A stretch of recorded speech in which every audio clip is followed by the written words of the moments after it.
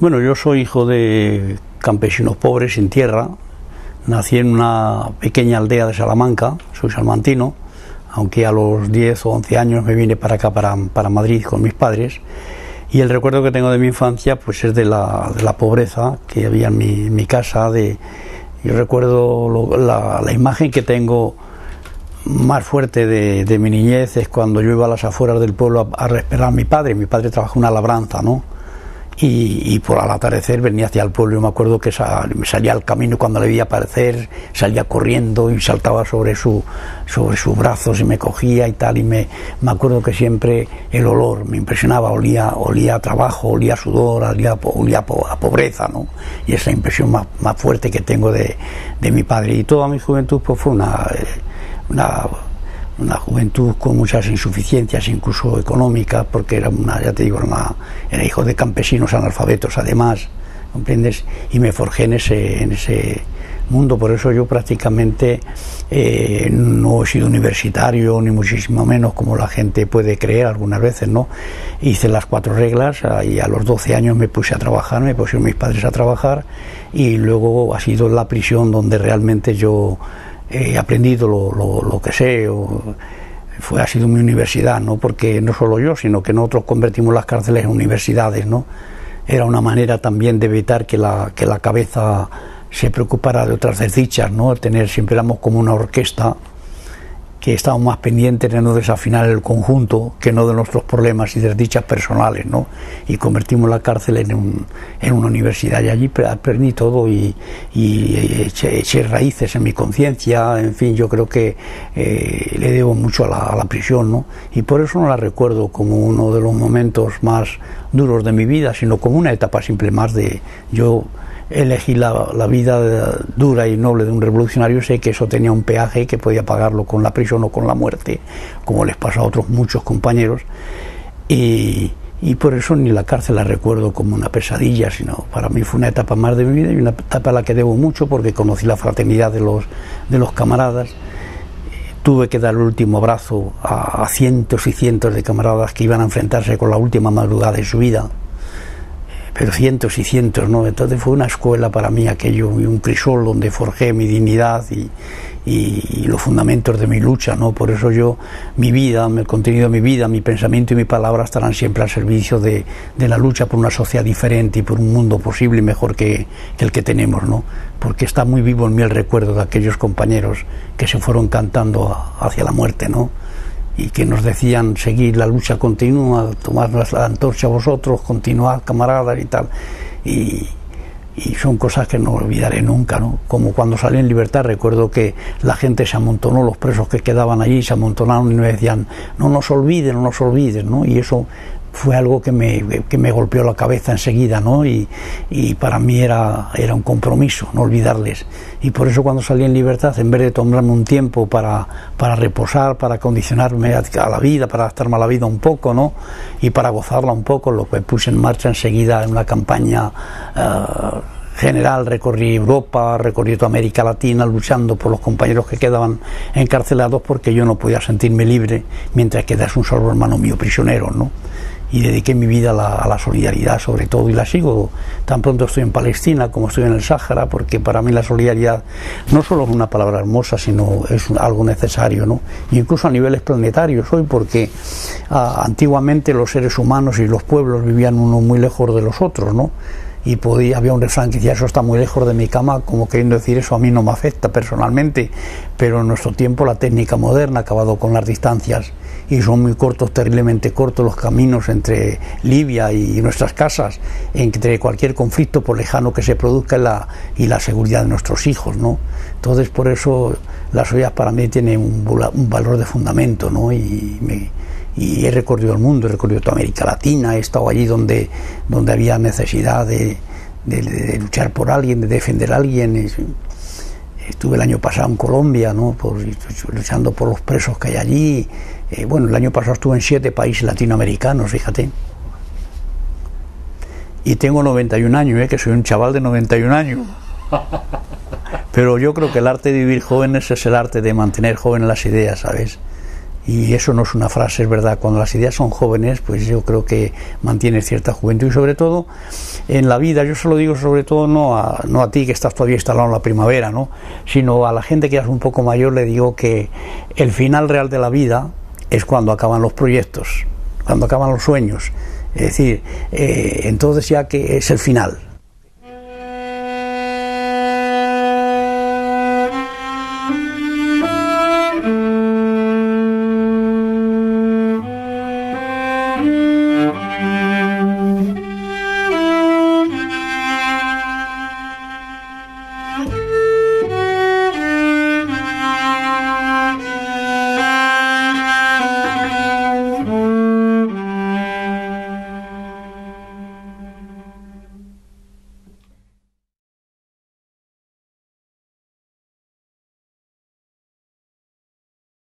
Mi madre.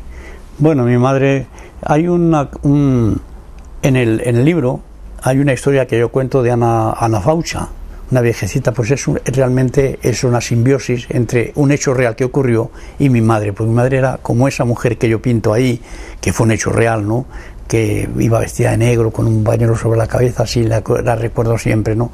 Y yo la recuerdo en la cárcel, cuando iba a visitarme a la cárcel, que lloraba desgarradamente siempre, y era tremendo. Murió en la Navidad justo del año 43, y realmente fue por la pena de muerte. Estaba condenada a muerte. Mi madre sufrió un ataque, la tuvieron que hospitalizar y ya perdió casi la conciencia, y claro, para mí es tremendo lo de mi madre. Y luego mi padre también le mató la aviación alemana en un bombardeo en el año 37, y además me la encontré yo, fíjate tú.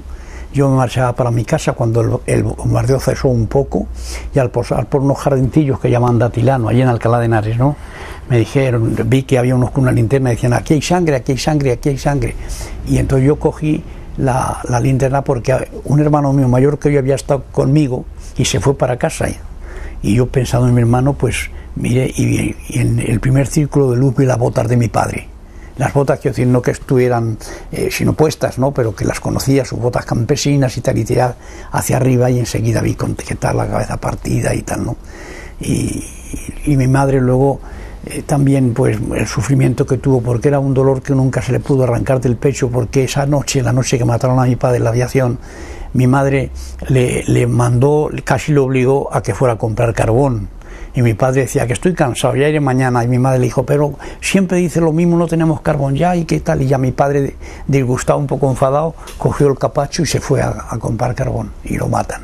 Entonces mi madre nunca se pudo arrancar ese dolor del pecho, no se sentía culpable y siempre estaba... Y bueno, la recuerdo siempre como... Era infinitamente cariñosa conmigo, cada mayor al hijo más pequeño, me tenían más...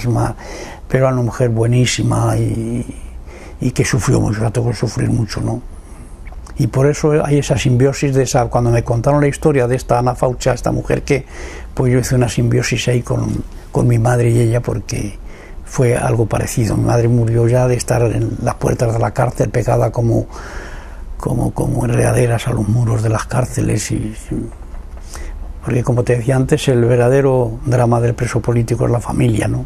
Que nosotros, en fin de cuentas, vivíamos en una cárcel, estábamos allí muchos compañeros, y eso hacía que el ejemplo circulase entre nosotros, pero las familias era el drama personal, ¿no? Y durante el día a lo mejor pues bien, pero cuando llegaba la noche y te tapabas con la manta, era cuando llegaban todas las desdichas, el recuerdo de tu familia, todo no era.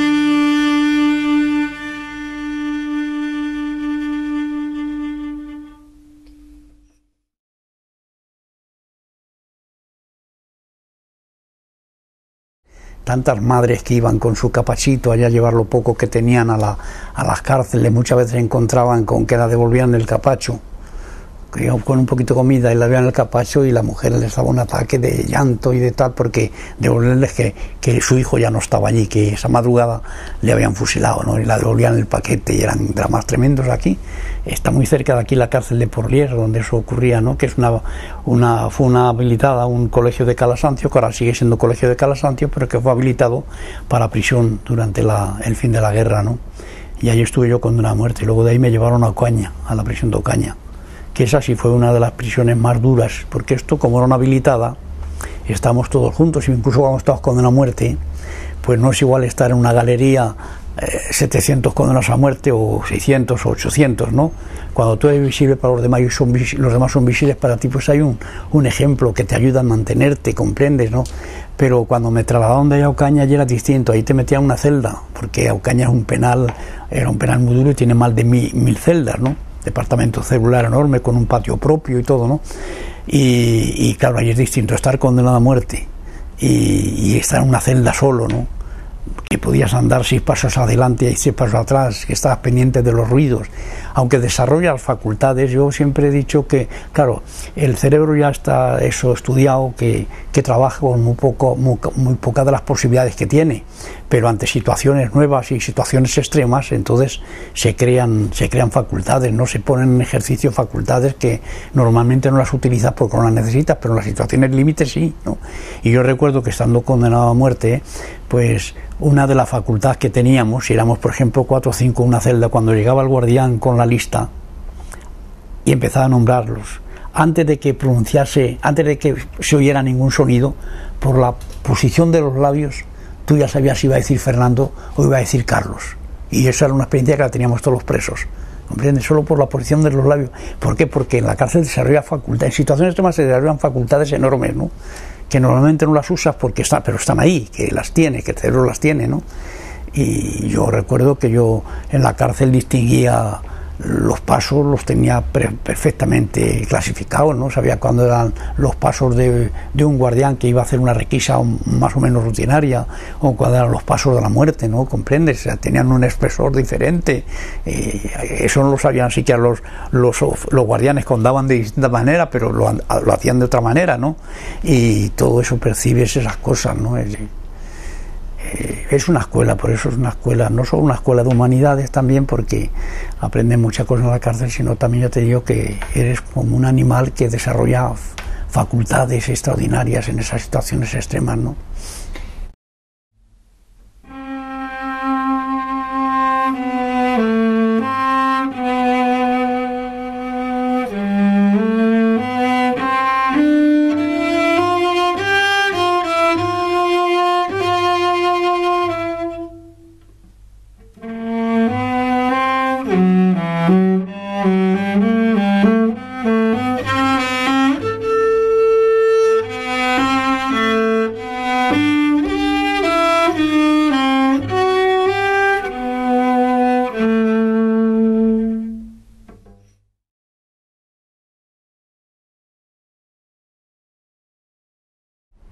La Segunda República, bueno, pues yo era tenía 11 años cuando el 31, y la imagen que tengo es, yo vivía en Alcalá de Henares, es que mi hermana Margarita, que era la mayor y que era republicana, que era una muchacha muy progresista, ¿no?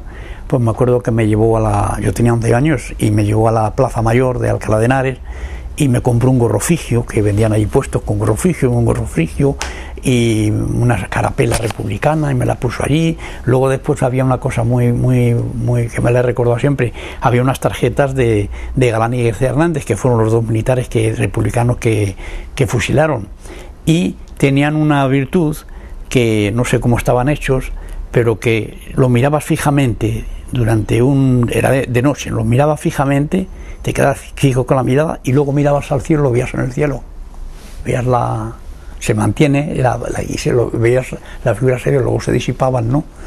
Y bueno, recuerdo que en la Primera República, porque fue la alegría que había, no se recibió aquello con vítores en la calle, veía los camiones con banderas, de eso me acuerdo, corriendo de un lado para otro, la gente aplaudiendo, y en Alcalá de Henares igual, era una fiesta, fue como una gran fiesta, ¿no? La Primera República, ¿no? Que desgraciadamente no la arrebataron, como tú sabes, ¿no? Porque hay hoy los falsificadores de la historia, pues dicen que todos éramos culpables de aquella guerra, ¿no? Y eso es una barbaridad, porque nosotros no necesitábamos aquella guerra. Es decir, nosotros habíamos ganado no solo la República, habíamos ganado las elecciones del Frente Popular en febrero del 36, y aquella guerra nos estorbaba, ¿comprendes? No, fueron ellos los que recurrieron a los cuarteles para cerrar a sangre y fuego el proceso democrático y social que se había abierto en España con motivo del triunfo del Frente Popular, ¿no? Pero claro, ahora los falsificadores de historia pues dicen que sí, que la historia, que la guerra la creamos todos, y es una falacia como otras muchas, como cuando dicen que en los dos lados se cometieron crímenes y tal. Es verdad que en la zona, como te decía antes, en la zona republicana también hubo gente incontrolada que se tomó la justicia por su mano, pero en los primeros momentos, y que si no se puede justificar, sí por lo menos entender que las altas temperaturas de una guerra civil, cuando las pasiones están desatadas, pues hubiera gente que de una manera incontrolada se tomaron la justicia por su mano, pero eso duró 1 mes o 2 meses, y luego después aquello se acabó porque la República y los que militábamos pues éramos los primeros interesados en no dar esa imagen al mundo, comprendes, eso desprestigiaba la República, y sin embargo, por contraste, tú sabes que ellos estuvieron matando desde el primer momento, y luego ganan la guerra y no hubo ni generosidad, al contrario, hubo un doble castigo, y siguieron matando hasta el año 40 hasta el año 75 estuvieron matando, fueron los últimos fusilamientos que se hicieron, ¿no? Entonces no se puede establecer una justicia salomónica, porque no es así, aparte de que no es igual luchar contra la libertad que defenderla.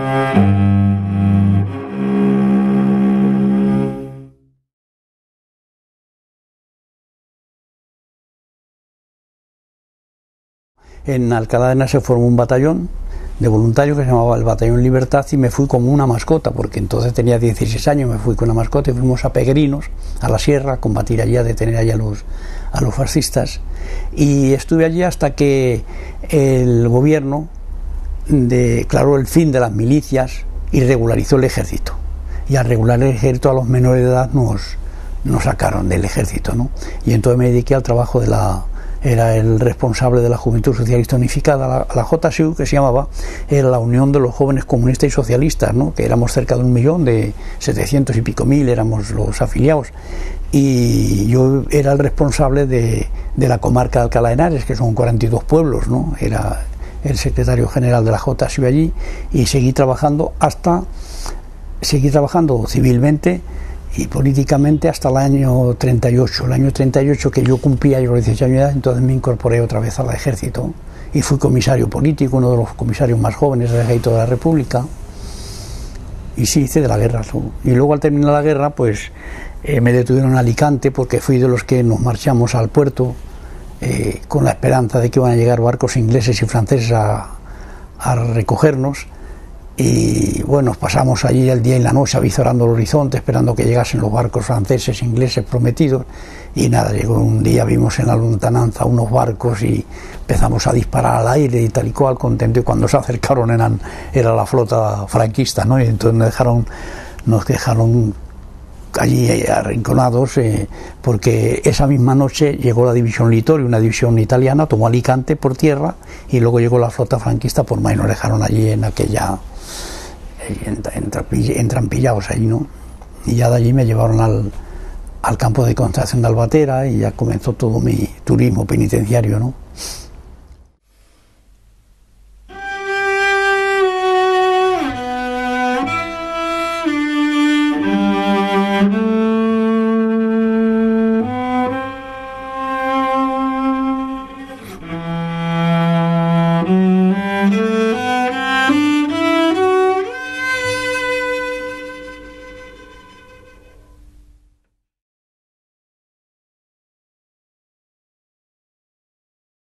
Primero fuimos a Almendros, pero Almendros estuvimos 4 o 5 días nada más.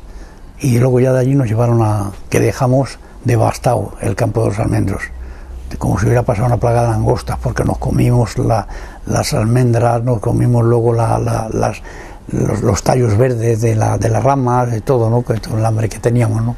Y de allí fuimos metidos como ganado, nos metieron en mercancías y nos llevaron a Albatera, ¿no? A unos, a la mayoría, otros fueron a un sitio que eran Los Castillos, ¿no? Ahí en Alicante. Y de allí me escapé. Yo del campo de aquel me escapé. Y llegué a Madrid, me escondí en una casa y fui no tan inexperto, sino bueno, tenía deseos de... Inmediatamente llamé a un compañero y me puse a vivir con una cuñada mía que no la conocía porque mi hermano estaba recién casado, mi hermano mayor que yo. Y ella alquilaba una casa en la calle Martín de Vargas, aquí en Madrid, y ella figuraba allí como la única que vivía. Y a mí, un cuñado mío que vivía en Alcalá de Henares, que era albañil, llegó y abrió era la azotea, el último piso, ¿no? Y entonces abrió un boquete y por allí yo podía subir al desván. Y lo pintó pintó todo eso, hizo rayas así, cuadros, para que uno de esos cuadros era en falso y era esa, ¿no? Y se quitó la luz de aquella habitación para que pareciera que era un trastero, ¿comprendes? Y ahí habían puesto sillas y todo montón, y una mesa que era la que yo utilizaba, cuando había alarma la utilizaba, encima de la mesa ponía una silla y me subía arriba, y entonces mi cuñada retiraba así estaba. Y bueno, ya digo, no soy tan imprudente, que lo cierto es que yo tenía ganas de hacer cosas, a pesar de que era el año 39 todavía, fíjate, y llamé a un compañero con el que yo había estado en la guerra, que tenía mucha confianza con él, y vino a verme, y era un confidente de la policía. Lo zurraron, y bueno, cuando te torturan, una de dos, o sales de allí, o muchos tenían debilidades, pero no quiere decir que se colocaran al servicio, y otros, los que se colocaban al servicio de la policía, se convertían en confidentes por salvar la vida, ¿no? Y tuve esa mala pata, y entonces ya pues nada, me metieron ya en mayo del 39, me metieron en la cárcel y ya no salí hasta el año 61. En noviembre del 61, ya que pasé 23 años.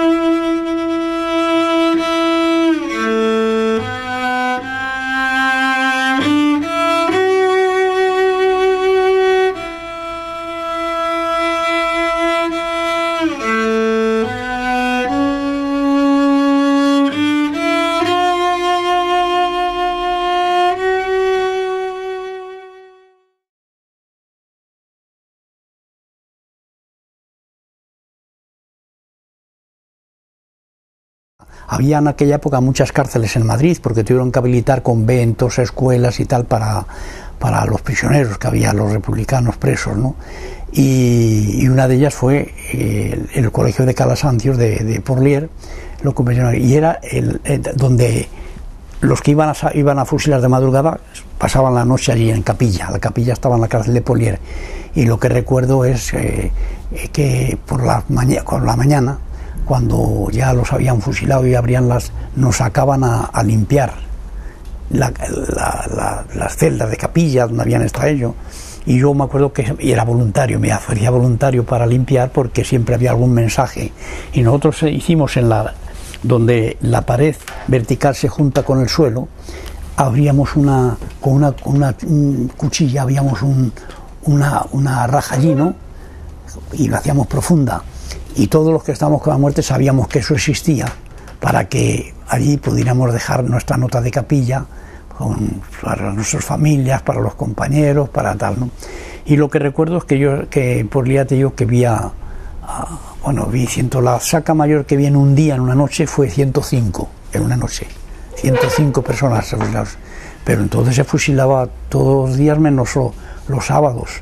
Los sábados, vamos, no había sacas todos los días menos los sábados, porque no querían fusilar los domingos por la mañana. Yo hacía siempre que los domingos los verdugos iban a misa, ¿no? Y bueno, de Polier fue para mí eso, pues la cantidad de compañeros que les di el último brazo antes de que se enfrentaran con la última madrugada de su vida, ¿no? Pero que fueron cientos y cientos, ¿eh? Fueron cientos y cientos. Pero junto a eso estaba luego la moral que teníamos, ¿no? Hasta tal punto que estar con la pena de muerte decíamos, estoy con la Pepa. A la pena de muerte le decíamos la Pepa. Y tú, ¿cómo sería que hicimos un himno que lo cantamos ahí? Los guardianes se quedan alucinados porque sabían que, y antes de subir por la mañana bajabas al patio con alegría porque sabías que tenías 12 horas de vida, ¿no? Y por la tarde, cuando yo a la tercera nos subían para arriba, ya era más triste la marcha, pues sabíamos que algunos de nosotros iban a... Y entonces nosotros nos podíamos conseguir para cantar.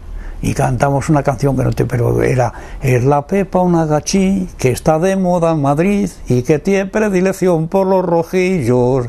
Cuando viene esta mujer a la cárcel de Porrier y al más bravo se le arruga el solomillo. Pepa, Pepa, ¿dónde vas con tantísimo tío? Bueno, fíjate.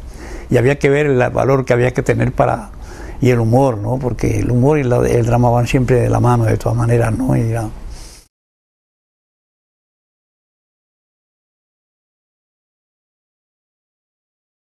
Te trataban mal, pero la tortura la hacían en las comisarías, ¿no? Y cuando por alguna razón había un intento de fuga o alguien, pues los llevaban a diligencia, se llamaba. Cuando decían fulano de tal con una manta que salga, ese iba a diligencias, a la comisaría, y ahí sí eran donde eras torturado. En la cárcel lo que pasa es que te trataban mal, comprendes, o te metían en el calabozo por cualquier cosa, en celdas por cualquier... Pero en Polier no, porque no había celdas. Te llevaban a un sitio que llamaban la provisional, que era la parte baja de un semisótano, ¿no? Pero, bueno, pero ya te digo... Cuando yo lo peor lo pasé en Ocaña, que estaba solo cuando la muerte, o con dos compañeros, eso sí que es difícil, ¿no?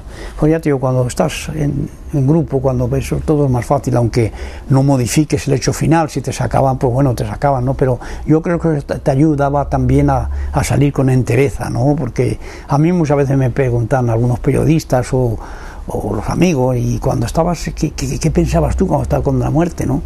Que era un chaval, ¿no? Y yo, es verdad, le digo la verdad, pues yo lo que pensaba es que si llegaba mi hora, que tuviera valor para salir bien, porque había de todo. Había gente, no que se pudieran al servicio del enemigo, ¿no? Porque de todas maneras no iban a salvar su vida por eso, ¿no? Pero gente que a lo mejor les fallaba y se venían abajo, se mareaban, había que sacarle. Y yo era siempre pensar que tenga fuerza para salir bien, para dar un viva a la República, para dar un saludo a mis camaradas, para despedirme de mis camaradas, que salga de pie con dignidad. Eso lo que me daba vueltas en la cabeza siempre cuando estaba con una muerte. Estuve 2 años que se hice bien, ¿no? 2 años con una muerte, ¿sí?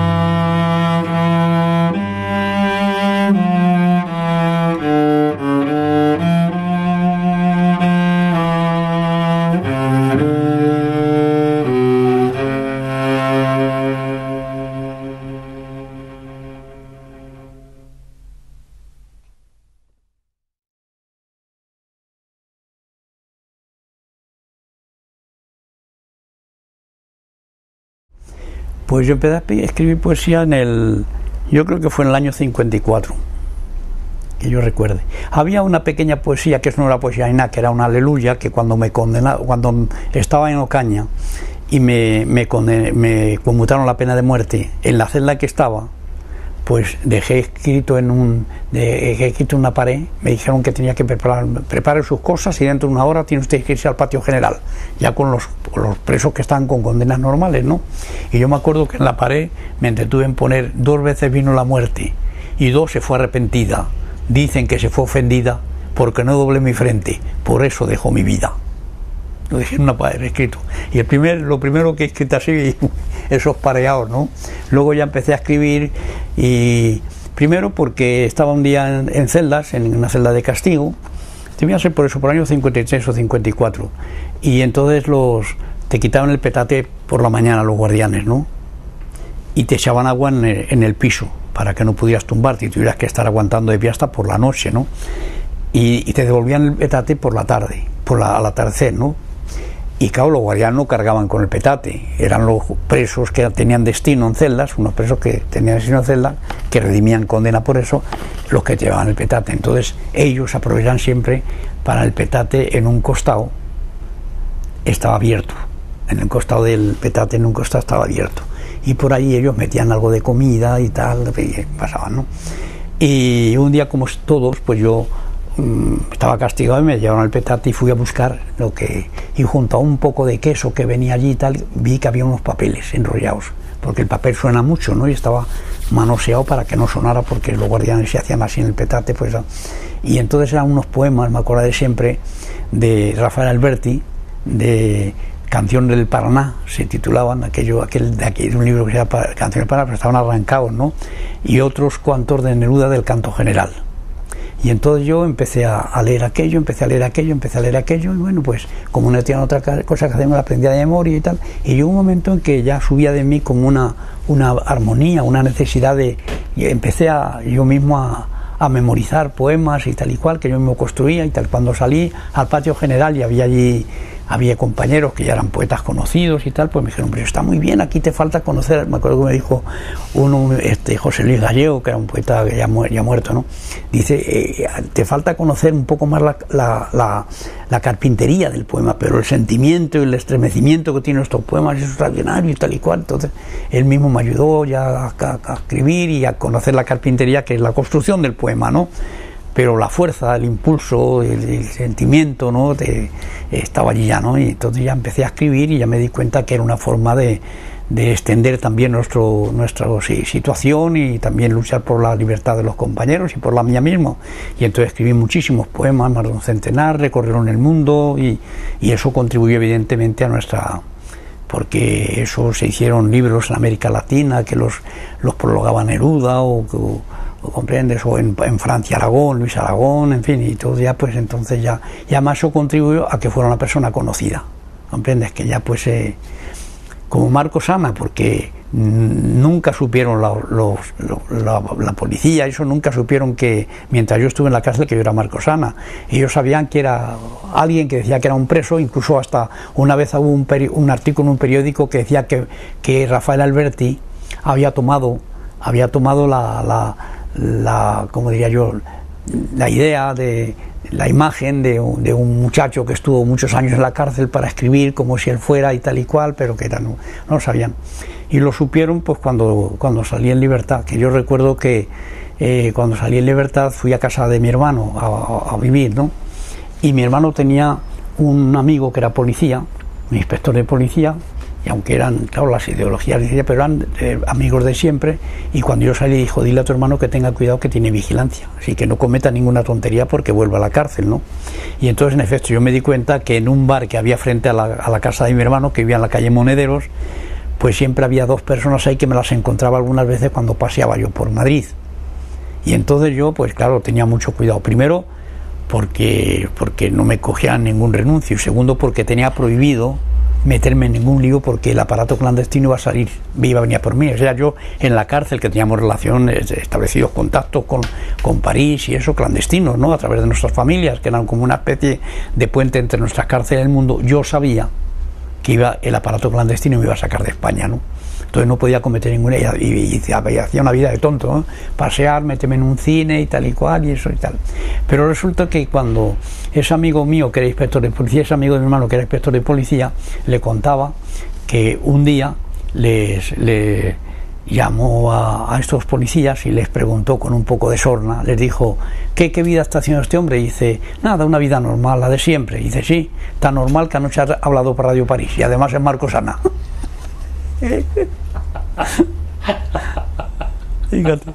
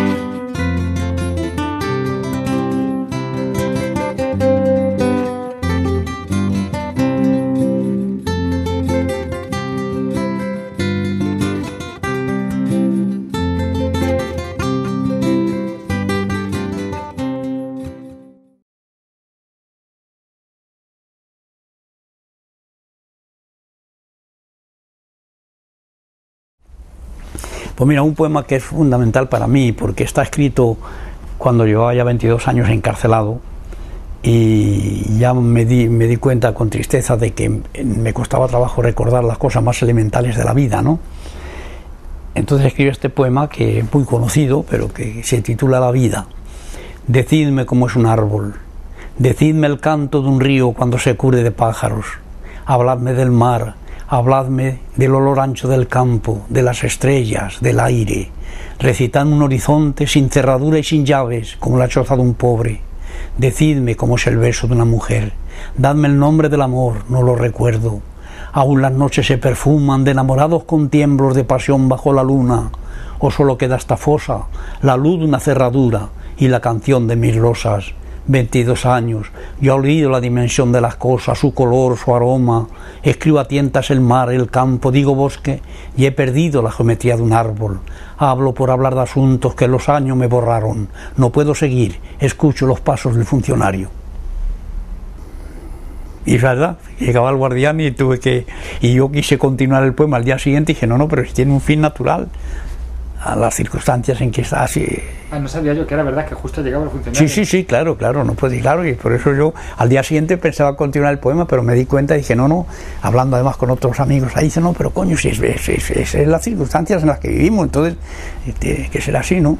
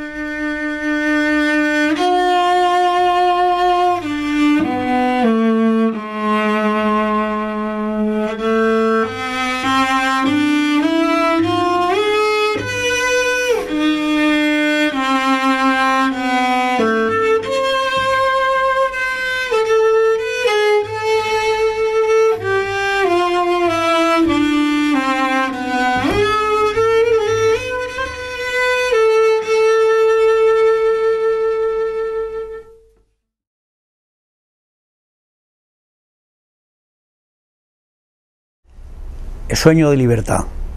Si salgo un día a la vida, mi casa no tendrá llaves, siempre abierta como el mar, el sol y el aire.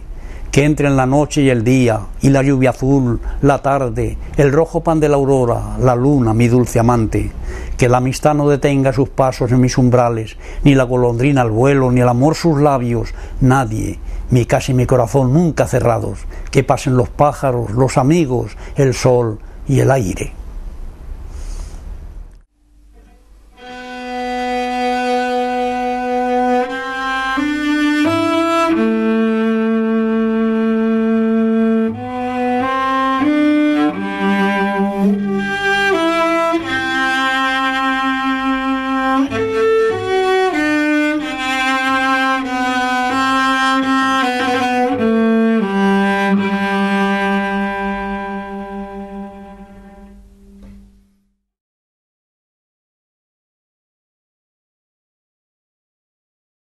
Siempre pensamos, y además pensando que no lo ibas a conocer nunca, ¿no? Porque yo entré en la cárcel virgen y mártir. Había otros que entraron y conocían por lo menos el amor, yo no. Yo le conocía de palabras nada más, pero no, y por lo tanto para mí era muy doloroso pensar que no iba a conocerlo nunca más, que sobre todo cuando estaba con una muerte, ¿no? Luego ya cuando me contaron la pena, pues vi, ya estaba con la esperanza, tenías tus madrinas, porque en la cárcel en los últimos tiempos no dejaban tener madrinas, que entre rejas, ¿no? Que venían con los familiares a comunicar diciendo que eran sobrinas nuestras o cosas por el estilo, y tenías así relaciones con que, bueno, te refrescaba un poco la vida de juventud, todo aquello, ¿no? Y tal. Sí, fíjate, te puedes imaginar lo que era para nosotros sí, siempre pensé el amor. Además siempre es una cosa, el amor es la aventura más apasionante del ser humano para mí, ¿no? Y por eso yo me sigo enamorando, ¿no? Que es una manera también de no envejecer, ¿no? Y de cultivar un niño que tenemos dentro de nosotros, pero que hay gente que le deja que envejezca, ¿no? Pero de verdad hay en nosotros algo que se puede mantener, ¿no?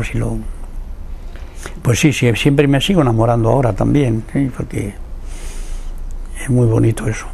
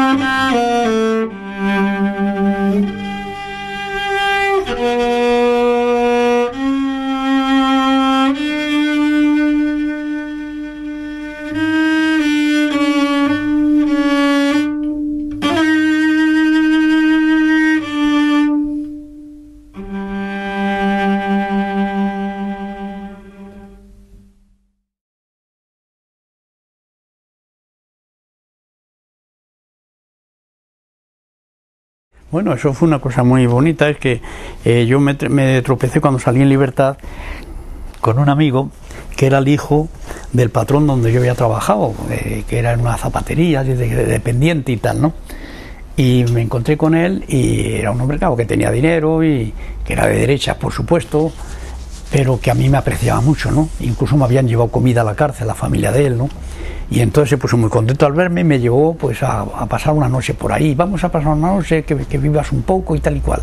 Y yo hasta me parecía inmoral, ¿no? Compensa aquello de que yo, porque me iba a cabarets, a sitio que él frecuentaba, ¿no? Y bueno, yo sin embargo me parecía que inmoral que yo, pero al mismo tiempo estaba excitadísimo viendo allí a unas muchachas que de una manera provocativa iban de un lado para otro y tal, hasta que ya él me dice, mira, me tengo que marchar porque tengo gente a cenar a casa, ¿no? Y entonces se metió para adentro con una muchacha, como lo cuento ahí en el libro, se metió con una muchacha y la dio 500 pesetas y le dijo, mira, para que te vayas con para que pase la noche con este hombre. Y yo cuando me quedé con ella hubiera deseado que me tragase la tierra, ¿no? Porque no estaba ya acojonado sin saber qué hacer. Y ella me dice, ¿qué nos vamos? Y la pregunté, pero así titubeando y tal, y vamos ¿a dónde? ¿A dónde? Dice, pues ¿dónde vamos a ir al hotel? Y le dije, pero así, sin conocernos de nada y tal y cual, y claro, pues para una prostituta que está acostumbrada a resolver sus problemas en 3/4 de hora, pues no entendía aquello, ¿no? Y ya yo la dije, pero casi humillado, le dije, mira, es que yo no he estado nunca con una mujer, yo no soy la mujer nunca, yo me gusta, pero acabo de salir de la cárcel, he pasado 23 años y entonces aquella mujer, aquella prostituta se humanizó y me dijo, bueno, yo voy a perder contigo unas cuantas pesetas esta noche, porque quería decir que me dedicaba la noche. En efecto, me llevó a la calle Chegaray, me acordaré siempre, aquí en Madrid, la calle Chegaray, que era una calle donde había muchos hoteles que las utilizaban ellas pero ella vivía en un hotel, ¿no? Y en un hotel de esos, y nada, pues fue la primera vez que primero me invitó a cenar a la Plaza de España, un edificio alto, que no sé si ahora sigue siendo un restaurante, pero al último piso era un restaurante. Y entonces aquella prostituta, me acuerdo que cuando yo la contaba las cosas, pero yo la hablaba como si de repente me hubiera encontrado con mi madre y sobre su regazo la contase todas mis desdichas, todas mis penas y tal, ¿no? Y la pobre aquella chica lloraba, me cogía las manos, me la besaba y tal y cual, y bueno, después, cuando ya eso dije, nos vamos ya al hotel, y ella veía que estaba todavía embarazado, yo así un poco, y dice, tú no te preocupes, tú no tienes que hacer nada, lo voy a hacer yo todo. Lo voy a hacer, tú no te preocupes. Y en efecto, fuimos allí y bueno, con ella con la mayor ternura y tal, pues fue el primer amor de mi vida, ¿no? En realidad, ¿no? Y la primera vez que hice el amor físicamente. Y fue un recuerdo que luego después no se me ocurrió tratar de buscarla, porque yo, bueno, fíjate, 20 y tantos años después vuelvo aquí, ¿no? O más, o mucho más. Pude caer como otros camaradas, mi corazón trizado por el plomo, decir adiós, adiós a todo, tristes estrellas de la madrugada que como te fuisaban, y morir sin saber que me esperabas, sin conocer tus labios y tus besos, ni la erguida ternura de tus pechos, ni la caricia azul de tu mirada. Nací para quererte, estaba escrito en la raíz de un sueño y en tus manos, tejiendo aquella flor que me ofreciste. La mañana era azul y quedó herido mi viejo corazón enamorado de un amor imposible, lo más triste.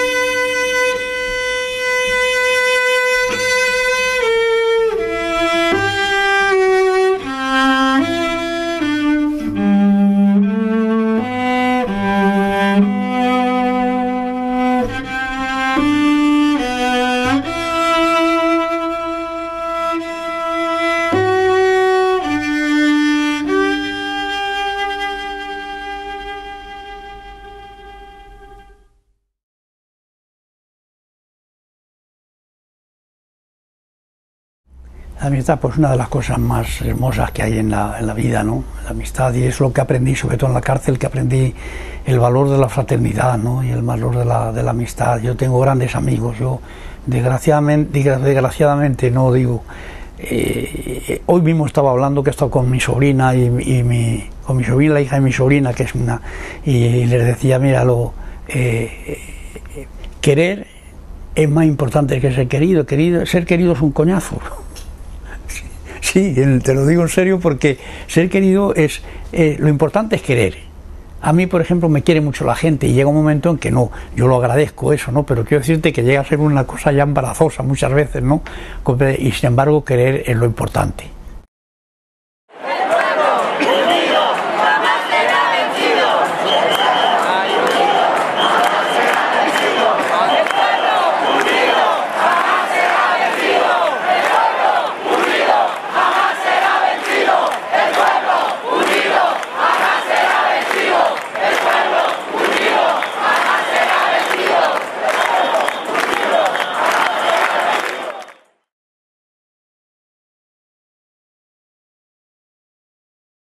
Yo creo que es muy interesante, yo creo que es un despertar de la juventud y me parece que es interesantísimo, ¿no? Eso demuestra que la juventud es imprescindible y que cada generación, como te decía antes, tiene la razón de su tiempo. Yo he estado con ellos en la Puerta del Sol, me he venido a casa a las 2 y a las 3 de la mañana todos los días y es impresionante ese movimiento, es impresionante, ¿no? Y es una prueba de que es una juventud insumisa, una juventud que sabe que su futuro está negado, está manipulado y que luchan por su futuro, la legión de los jóvenes sin futuro hoy, ¿no?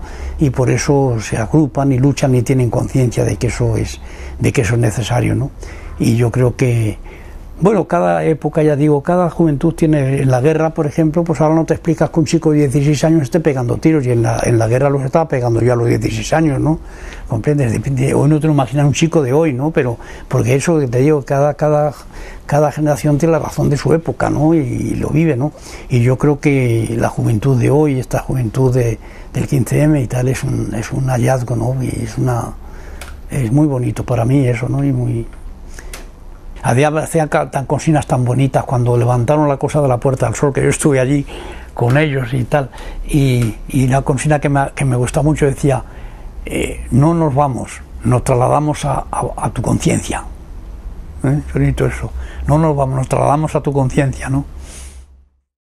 Nuestra repulsa a la pretensión de criminalizar una actuación del juez encaminada a dar una tutela judicial efectiva a quienes la solicitaron. Nuestro apoyo al juez Garzón por la persecución dirigida desde la Sala Segunda del Tribunal Supremo en varios frentes. Es un gravísimo error que, lejos de hurtarle el prestigio de que es merecidamente goza, está generando un movimiento de apoyo sin precedentes del que participamos. No a la impunidad.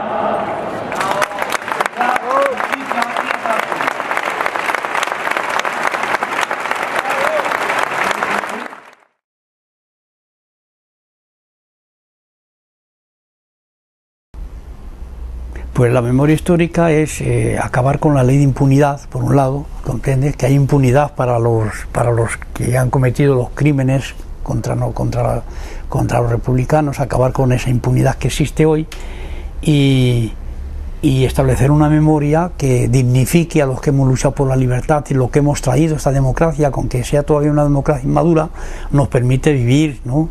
Sin ahora, por ejemplo, hacer esto sin miedo a que llame la policía en la puerta, ¿no? Entonces, aunque sea una democracia inmadura, pero sin embargo esta libertad es... Lo que pasa es que la libertad, si no va liada con la justicia, es un término vacío, ¿no? Puede ser una cáscara de nuez.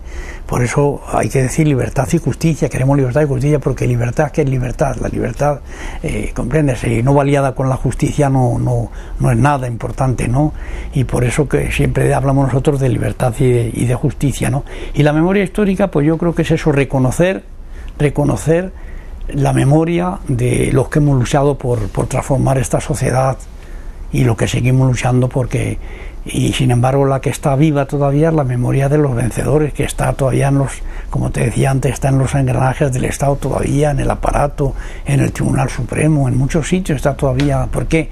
Porque la transición no movió nada, no cambió ni una hoja, ¿comprendes? Entonces está vivo todo. Son los mismos jueces que nos condenaron, o los hijos, ¿comprendes? No ha cambiado nada, ¿no? Y entonces establecer la memoria histórica es hacer, ya te digo eso, la memoria de los vencidos y que se conozca y que haya indemnizaciones, que haya reparaciones a las injusticias que se han cometido, por lo menos que se reconozcan, porque lo que es una monstruosidad que demuestra la inmadurez de nuestra democracia es que un juez como Garzón se ha procesado porque quiso pues acabar con la impunidad y tratar de rascar un poco en los crímenes del franquismo, ¿no? Entonces eso es una cosa sacrosanta que no la puede mover nadie, ¿no? Y hay que luchar contra eso, ¿no?